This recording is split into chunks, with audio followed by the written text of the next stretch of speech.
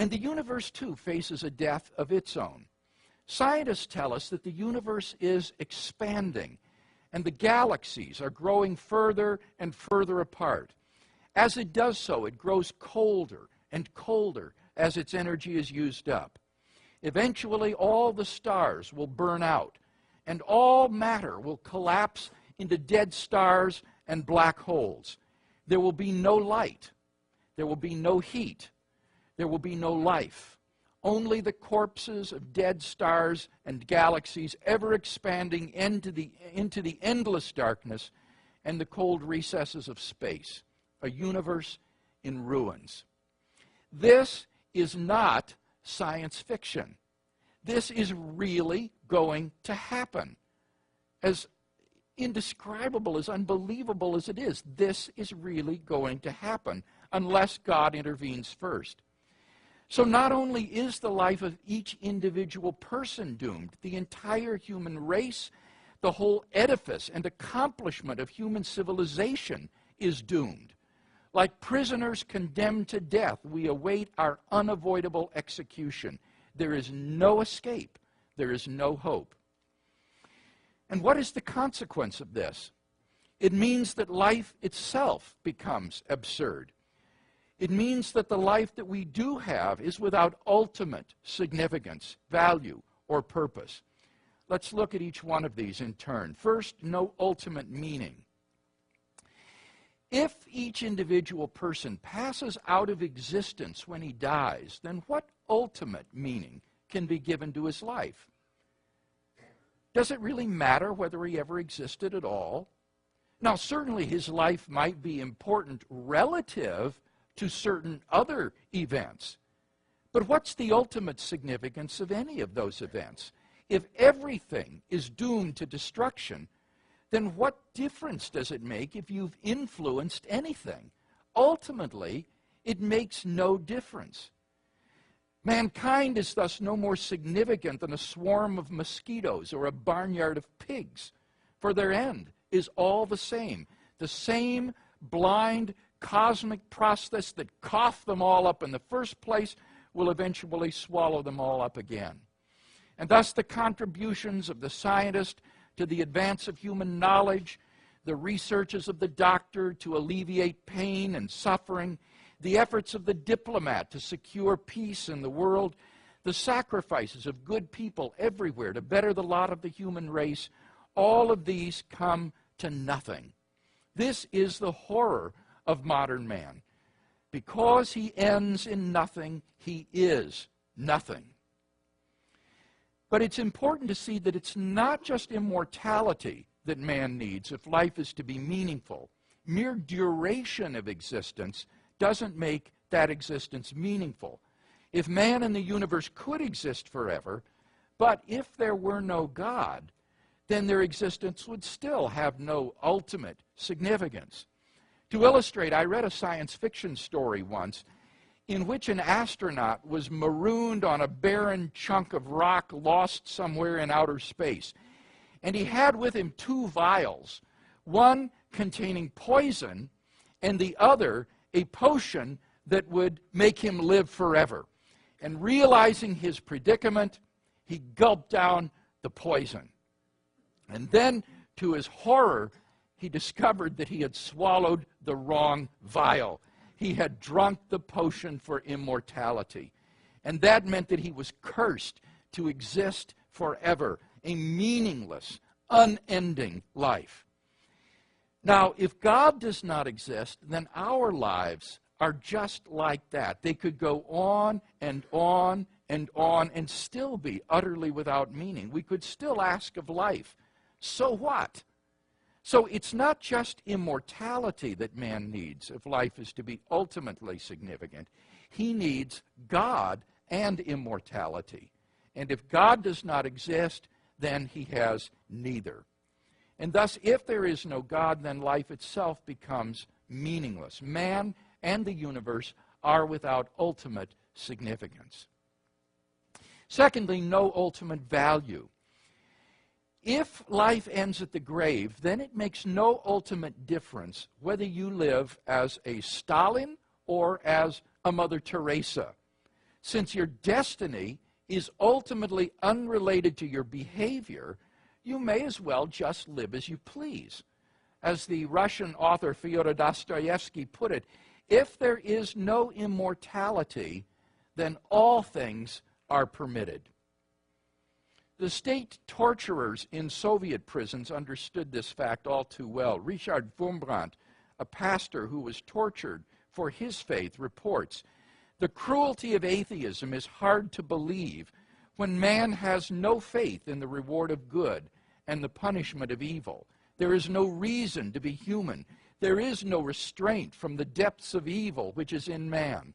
The communist torturers often said, 'There is no God, no hereafter, no punishment for evil. We can do what we wish.' I have heard one torturer even say, 'I thank God, in whom I don't believe, that I have lived to this hour when I can express all the evil in my heart.' He expressed it in unbelievable brutality and torture inflicted on prisoners."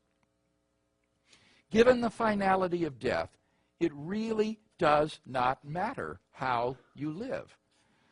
So what do you say to someone who concludes that we may as well just live as we please out of pure self-interest? Now, somebody might say that it's in our best self-interest to adopt a moral lifestyle. You scratch my back, and I'll scratch yours. But clearly that's not always true. We all know situations in which self-interest runs smack dab in the face of morality. Moreover, if you're sufficiently powerful, like a Ferdinand Marcos or a Papadoc Duvalier or even a Donald Trump, then you can pretty much ignore the dictates of conscience and safely live in self-indulgence.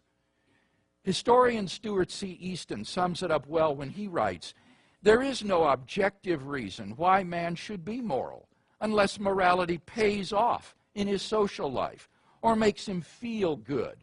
There is no objective reason why man should do anything save for the pleasure it affords him." But the problem becomes even worse, for regardless of immortality, if there is no God, then there is no objective standard of right and wrong. All we're confronted with, in Jean-Paul Sartre's words, is the bare, valueless fact of existence. Moral values are either just expressions of personal taste or else the byproducts of biological evolution and social conditioning. After all, on the atheistic view, there's nothing special about human beings. They're just accidental byproducts of nature which have evolved relatively recently on an infinitesimal speck of dust called the planet Earth, lost somewhere in a hostile and mindless universe in which are doomed to perish individually and collectively in a relatively short time. Richard Dawkins' assessment of human worth may be depressing, but why, on atheism, is he mistaken when he says, "There is at bottom no design, no purpose, no evil, no good, nothing but pointless indifference. We are machines for propagating DNA. It is every living object's sole reason for being." In a world without God, who's to say whose values are right and whose are wrong? There can be no objective right and wrong, only our culturally and personally relative subjective judgments. Now think of what that means. That means that it is impossible to condemn war, oppression, or crime as evil, nor can you praise generosity, self-sacrifice, and love as good. To kill someone or to love someone is morally equivalent, for in a universe without God, good and evil do not exist. There is only the bare, valueless fact of existence, and there is no one to say that you are right and I am wrong. Finally, no ultimate purpose. If death stands with open arms at the end of life's trail, then what is the goal of life? Is it all for nothing? Is there no reason for life? And what of the universe? Is it utterly pointless? If its destiny is a cold grave in the recesses of outer space, then the answer must be yes, it is pointless. There is no goal, no purpose for the universe.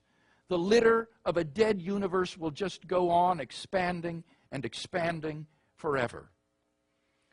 And what of man? Is there no purpose at all for the human race? Or will it simply peter out someday, lost in the oblivion of an indifferent universe? The English writer H.G. Wells foresaw such a prospect. In his novel, The Time Machine, Wells' time traveler journeys into the far future to discover the ultimate destiny of man. And all he finds is a dead earth, except for a few lichens and moss orbiting a gigantic red sun. The only sounds are the rush of the wind and the gentle ripple of the sea. Beyond these lifeless sounds, writes Wells, the world was silent. Silent, it would be hard to convey the stillness of it. All the sounds of man, the bleating of sheep, the cries of birds, the hum of insects, the stir that makes the background of our lives, all that was over. And so Wells' time traveler returned. But to what? To merely an earlier point on the same purposeless rush towards oblivion. When as a non-Christian I first read Wells's book, I thought, no, it can't end that way. But if there is no God, it will end that way. This is reality in a universe without God, like it or not. There is no hope. There is no purpose. And what is true of mankind as a whole is true of each of us individually. We are here to no purpose. If there is no God, then your life is not qualitatively different from that of an animal. As the ancient writer of Ecclesiastes put it, the fate of the sons of men and the fate of beasts is the same. As one dies, so dies the other.